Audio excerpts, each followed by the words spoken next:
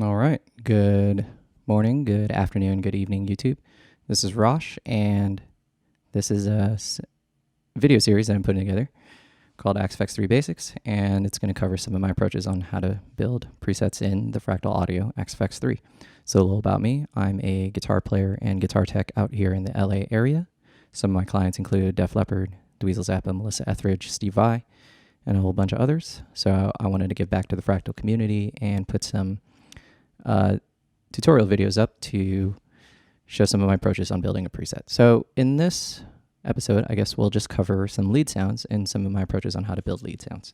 So let's clear the preset and let's build something from scratch.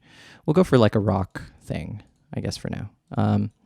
In the future, maybe I'll go for like maybe kind of like a bluesy overdrive one. So we got an input, output, and then we'll just do a quick build, amp and cab. And what a lot of people do is they try to get their whole lead sound out of just the amp block. So let's do, cool, 2C+. Default settings, I guess. Let's reset this channel.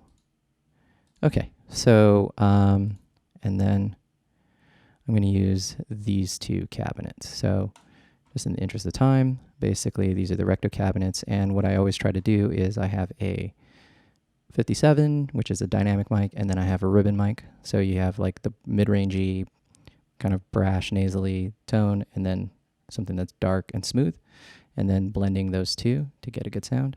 And then in the preamp section, I want a low cut at 80, high cut at 8500. So let's get this amp kind of happening. Okay, let's do this. And if you saw in some of my other high gain videos, I showed some settings that I use for the Petrucci, but let's just something like this.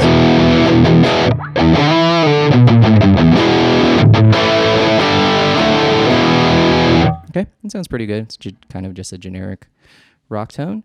And what you're trying to do is always use an overdrive pedal to boost the input of the amp. So what you want to do is use some type of overdrive pedal and then actually bring the drive knob all the way to 0 and then the level all the way to 10. So what you end up getting is here's the sound without it, and then here's the sound with it.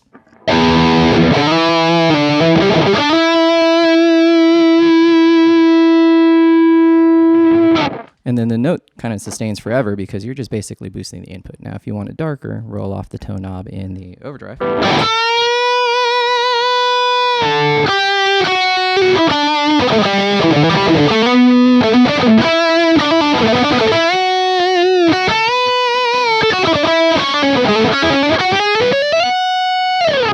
So now the notes just kind of roll off the fretboard. Pretty cool. It feels great, even though I'm running completely direct right now.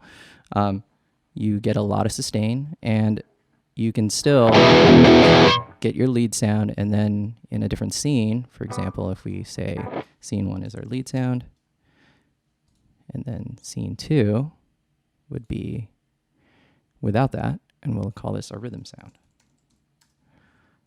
So what you get is your rhythm sound. Oops. Let's copy that.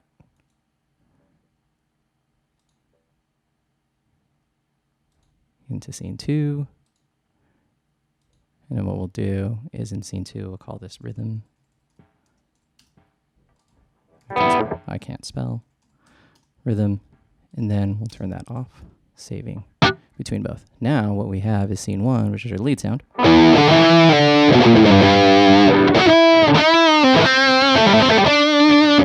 And then scene 2 is, scene 2 is our rhythm sound.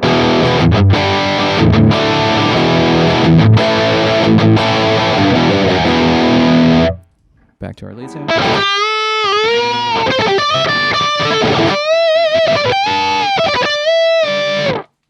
And, you know, you can kind of do all kinds of cool stuff because you get so much sustain and overdrive. And now let's add some finishing touches. Previous video, we talked about parallel and series routing. So let's put a reverb. we want to have the mix at 100%. Add that in. And then let's put a delay. Let's do maybe the 2290.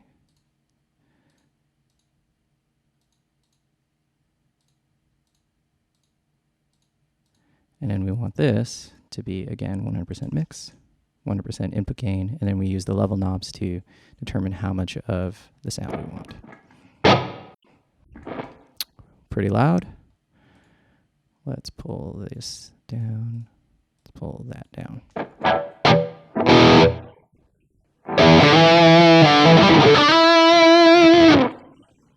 And probably even more.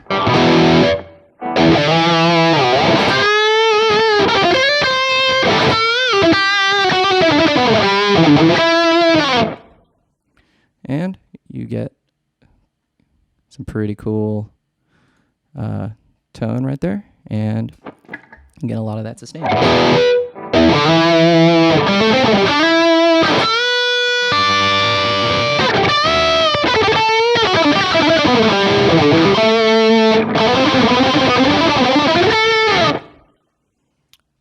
Yep, I'd probably use a lot less feedback on that. Okay, cool.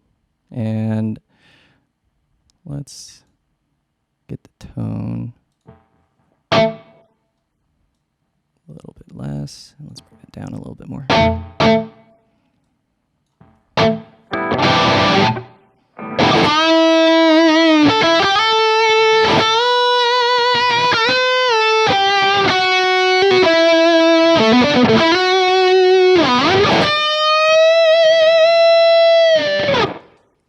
So that is pretty much how to get a, real basic rock lead sound. You can tell that the delay and the reverb just kind of smooth things out a little bit, so the tone isn't as harsh.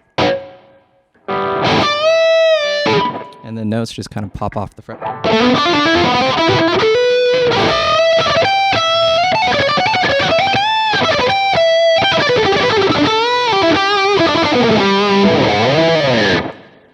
So that's a real basic approach. What you want to always do when you're building, like, let's say a rock lead sound, is you want to use your favorite combination of amp and then find the overdrive that really fits with the amp.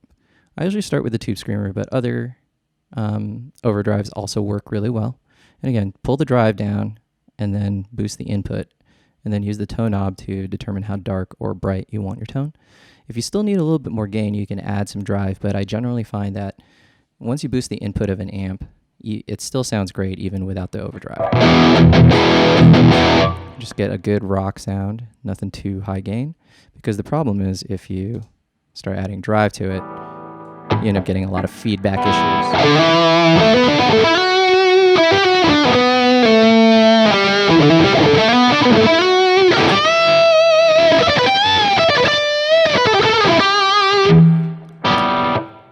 As opposed to this.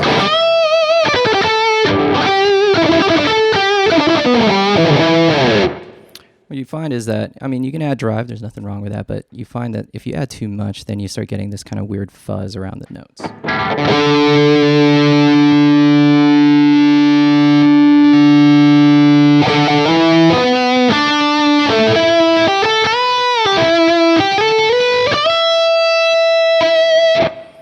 Now, keep in mind that you're hearing the direct sound, but when you're doing this live or you have a certain amount of volume, you can run into some feedback issues because there's just too much gain going in the amp.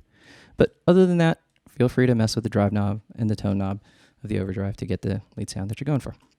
All right, so that's going to wrap this episode. If you have any other questions or want me to cover other topics, I would be more than happy to in the future. Until then, see you next time.